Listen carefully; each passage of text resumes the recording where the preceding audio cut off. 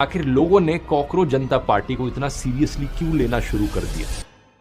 मेरा मानना है दोस्तों, ऐसा इसलिए हुआ क्योंकि कॉकरोच जनता पार्टी ने सरकार और सिस्टम के खिलाफ यूथ की फ्रस्ट्रेशन को कैप्चर कर लिया। वो युवा जो रोज रोज के पेपर लीक से परेशान हो रखा है, बढ़ती बेरोजगारी, बढ़ती महंगाई, सिस्टम में कोई सुनवाई नहीं है, जिसकी जिंदगी सच में एक कॉकरोच जैसी बन गई है, उसने इस मजाक को सीरियसली आइडेंटिफाई किया खुद से। कॉकरोच पार्टी की वेबसाइट पर एक मैनिफेस्टो भी रिलीज किया गया था और इस मैनिफेस्टो में जो 5 डिमांड्स रखी थी वो देश और आम लोगों को अफेक्ट करने वाले सीरियस इश्यूज से जुड़ी थी। जैसे कि किसी भी चीफ जस्टिस को रिटायर होने के बाद इनाम में राज्यसभा की सीट नहीं दी जाए, कोई भी लेजिटिमेट और सच्चा वोट देश में डिलीट हुआ तो चीफ इलेक्शन कमिश्नर को यूएपीए के तहत अरेस्ट कर लिया जाए, महिलाओं को पार्लियामेंट और कैबिनेट दोनों में 50% रिजर्वेशन दी जाए, अंबानी और अडानी के मीडिया हाउसेस के लाइसेंसेस कैंसिल किए जाए, और कोई भी विधायक या सांसद अगर एक पार्टी से दूसरी पार्टी में जाता है तो उसके चुनाव लड़ने पर 20 साल का बैन लगा दिया जाए। इन सारी डिमांड्स के पीछे असली सिस्टम की प्रॉब्लम्स छिपी हैं। जुडिशरी के इंडिपेंडेंस पर सवाल उठना,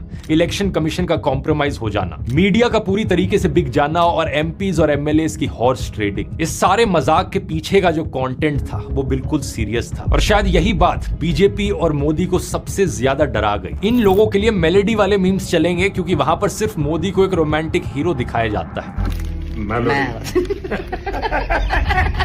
50 रुपया कट ओवर एक्टिंग की वजह से।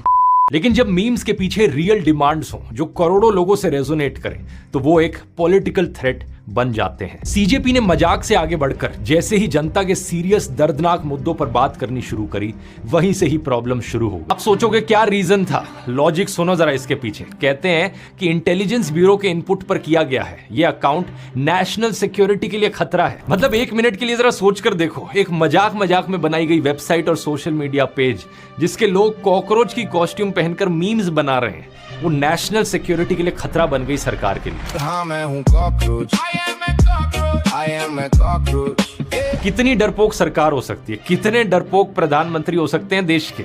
मतलब एक्चुअल पेपर लीक जहां हो रहा है, एक्चुअल करप्शन जहां पर हो रहा है, एग्जाम फ्रॉड हो रहा है, इलेक्शन फ्रॉड हो रहा है, उस सब में नेशनल सिक्योरिटी को कोई खतरा नहीं होता।